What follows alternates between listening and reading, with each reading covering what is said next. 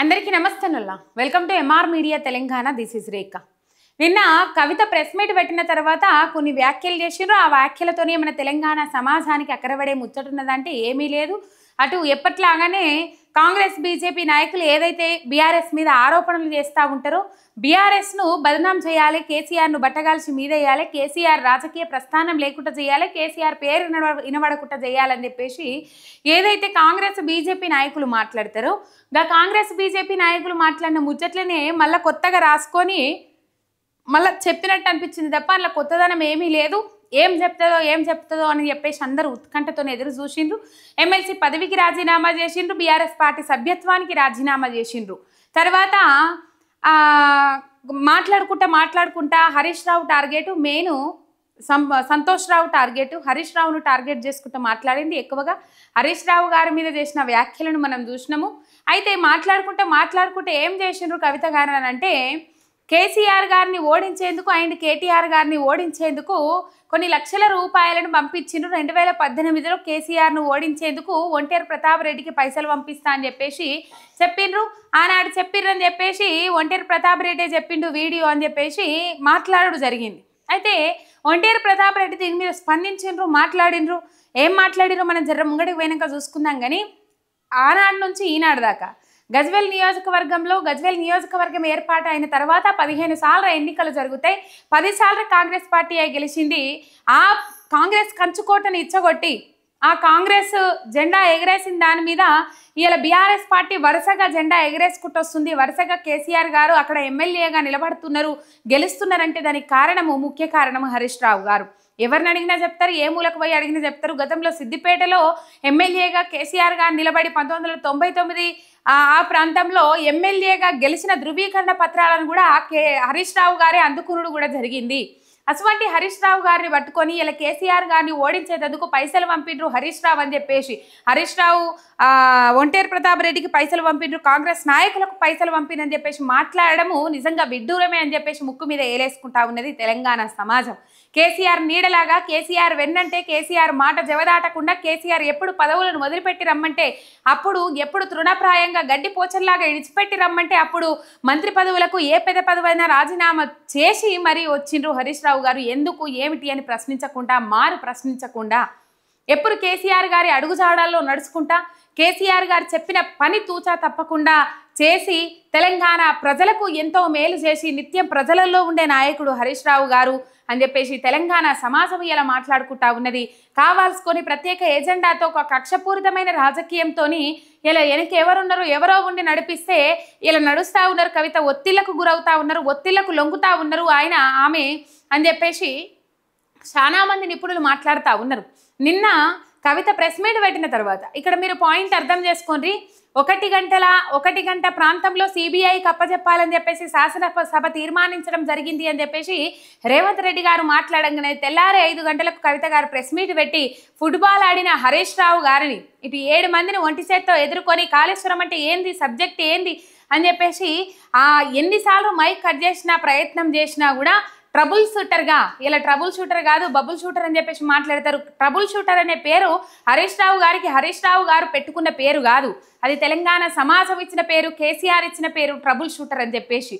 ఇలా వారి ఏంటంటే వాళ్ళ తెలివితేటలతోని వాళ్ళ పనితనంతో ఇలా ఆ పేరు తెచ్చుకున్నారు తప్ప ఆయన ఆ పేరు పెట్టుకోలేరు అని చెప్పేసి ఇలా తెలంగాణ సమాజం మాట్లాడుతూ ఉన్నది. ఇలా మీరు అర్థం చేసుకోవాలి తెలంగాణ ప్రజలారా. ఏంటంటే సిబిఐకి అప్పచెప్తున్నామని చెప్పేసి చెప్పంగానే కవిత గారు హరీష్ రావు గారి మీద నోరు వారేసుకోవడం ఏంది, మళ్ళీ తెల్లారి మీటింగ్ పెట్టి మళ్ళీ అదే రకంగా హరీష్ రావు గారిని టార్గెట్ చేసి మాట్లాడడం ఏంది మీరు అర్థం చేసుకోవాలి. ఆనాడు ప్రెస్ మీట్ పెట్టిందంతా రేవంత్ రెడ్డి కాళ్ళ దగ్గరికి బీఆర్ఎస్ పార్టీని తీసుకుపోయే విధంగానే ప్రెస్ మీట్ ఉన్నది కవితది అని చెప్పేసి ఆనాడు మాట్లాడారు. నిన్న కూడా ప్రెస్ మీట్ పెట్టిన దాంట్లో అర్థం అదే అని చెప్పేసి చాలా మంది మాట్లాడుతూ ఉన్నారు. వెనక ఎవరైనా ఉండనియండి కానీ తెలంగాణ అస్తిత్వం మీద దెబ్బకొట్టే ప్రయత్నం జరుగుతూ ఉన్నది, తెలంగాణను ఆగం చేసే కుట్ర జరుగుతూ ఉన్నది అని చెప్పేసి అందరూ భావిస్తూ ఉన్నారు. దాంట్లో పావులాగా మారిపోయింది కవిత అని చెప్పేసి కూడా మాట్లాడుతూ ఉన్నారు కొంతమంది రాజకీయ నిపుణులు, విశ్లేషకులు. అయితే ఇక్కడ ఏంటంటే హరీష్ రావు గారిని ఎందుకు టచ్ చేయరు, హరీష్ రావు గారిని ఎందుకు ముట్టుకోరు అని అంటే హరీష్ రావు గారి మీద కూడా కేసులు పెట్టిండ్రు. ఓటుకు నోటు కేసులో కూడా ఇక్కడ ఎన్నో విధాలుగా ఇబ్బంది పెట్టే ప్రయత్నాలు చేస్తే హైకోర్టు దాకా పోయి కొట్టేసిండ్రు, పిటిషన్లు కూడా కొట్టేసిండ్రు. హరీష్ రావు గారిని కూడా ఇబ్బంది పెడితే చాలా విధాలుగా హరీష్ రావు గారు ఇబ్బంది పెడతా ఉన్నారు. కాకపోతే పబ్లిసిటీ కాకపోవచ్చు. అయితే ఇక్కడ ఒంటేరు ప్రతాప్ రెడ్డికి పైసలు పంపిన ఆయన ముచ్చట మీద ఒంటేరు ప్రతాప్ రెడ్డి క్లారిటీ ఇచ్చిండ్రు. ఒకసారి ఆనాడు ఆయన ఎందుకు అట్లా మాట్లాడినరు, ఎందుకు ఆ వ్యాఖ్యలు చేయాల్సింది వచ్చింది అని చెప్పేసి ఒకసారి ఆయన మాట్లాడినరు. ఆయన మాటలలోనే వినండి. కవిత నా పేరు కూడా తీసింది. కవిత గారు నా పేరు కూడా తీశారు, ప్రతాప్ రెడ్డి గారు. నేను 2009లో పోటీ చేశా, 2014లో చేసిన, 2018లో చేసిన. నేను ఎట్టి పరిస్థితుల్లో గజ్వేల్కి ఒకసారి ఎమ్మెల్యే కావాలన్నటువంటి కాన్సెప్ట్. ఆ రోజులలో టీఆర్ఎస్ పార్టీ తరఫున ఇక్కడే ఉండి పనిచేస్తున్నటువంటి హరీష్ రావు గారిని తట్టుకోవడానికి, రాజకీయంగా నిలబడడానికి, రాజకీయంగా మాట్లాడినటువంటి మాటలు వాస్తవంగా కూడా నేను గతంలోనే హరీష్ రావు గారికి వాస్తవాలు చెప్పా. మల్లన్న సాగర్ ఇనాగ్రేషన్ లో నేను మల్లన్న సాగర్ మీద ఫైట్ చేసినప్పుడు నేను చేసింది తప్పు కావచ్చు, మీరు చేసిందే రైటు. ఇవాళ తెలంగాణకు కాళేశ్వరం వచ్చిందంటే, తెలంగాణకు గోదావరి నీళ్లు వస్తున్నాయంటే మీరు చేసింది రైటు, నేను చేసింది రాంగ్ అని చెప్పి ఆ రోజు నేను హరీష్ రావు గారికి చెప్పా. ఆ నీళ్లు పంపులు దుక్కుతున్నప్పుడు తెలంగాణ ప్రజల యొక్క ఆత్మ గౌరవాన్ని పెంచిట్లో అటు కేసీఆర్ ఇటు హరీష్ రావు గారు చేసిన కృషిని నేను ప్రశంసించిన. అక్కడ రాజకీయాల్లో భాగంగానే నేను ఆ రోజు మాట్లాడిన వాస్తవాలు కాకపోయినప్పుడు కూడా రాజకీయంగా నిలదొక్కుకోవడానికి నేను మాట్లాడిన మాటలవి. కానీ కొంతమంది కాంగ్రెస్ పట్టే భాషలు నిన్న మొన్న దాన్ని సోషల్ మీడియాలో పెట్టి వైరల్ చేస్తా ఉన్నారు. ఆ పట్టే భాషలకు నేను విజ్ఞప్తి చేస్తున్నా, అనవసరంగా రాజకీయాల్లో గానీ న్యాయ విషయంలో గానీ ఎంటర్ అయితే మీకు చెప్పులతో సన్మానం తప్పదని చెప్పి సందర్భంగా సీరియస్ గా నేను తెలుస్తున్నాను.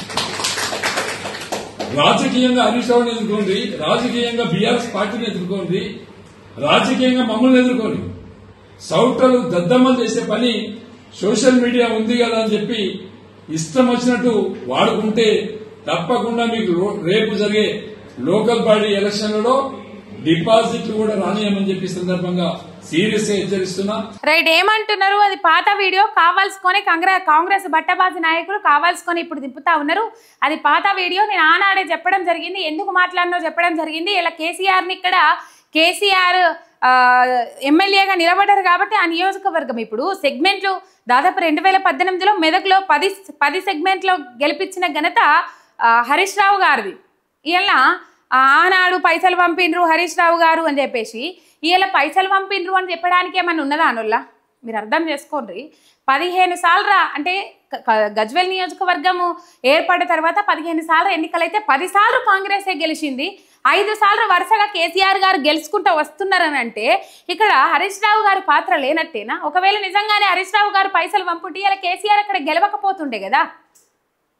మీరు అర్థం చేసుకోవాలి తెలంగాణ ప్రజలారా. 1999లో కూడా సిద్దిపేట ఎమ్మెల్యేగా కేసీఆర్ గారు గెలిచిన తర్వాత కూడా ధృవీకరణ పత్రము హరీష్ రావు గారే తీసుకున్నారనే విషయం కూడా మీరు మర్చిపోతే ఎట్లా? నీతి నిబద్ధత నిజాయితీ గల నాయకుల మీద మరకంటియాలే, మరకంటిట్టి వాళ్ళ మీద బట్టగాల్సి మీదేయాలని చెప్పేసి పక్కకు పోతే మాత్రం అది మీ గోతి మీరు తవ్వుకున్నట్లయితే తప్ప శంకిస్తే ఎదుటి వాళ్ళని శంకించడం వలన అంటే నిజాయితీ పరులను శంకించడం వలన ఆ పాపం మీకే తలుగుతుంది తప్ప ఇంకెవరికి తలగదే అని చెప్పేసి చాలా మంది మాట్లాడుతూ ఉన్నారు. ఇలా కేసీఆర్ గారు వరుసగా గజ్వేల్లో గెలుచుకుంటూ వస్తున్నారంటే దాంట్లో హరీష్ రావు గారి పాత్ర కూడా ఉన్నది. ఆయన గెలుచుకుంటూ వస్తానే ఉన్నారు. రైట్, ఒక్క సబ్స్క్రైబ్ చేసుకొని సపోర్ట్ చేయండి. మీ ఎంఆర్ మీడియా తెలంగాణ శనార్థి.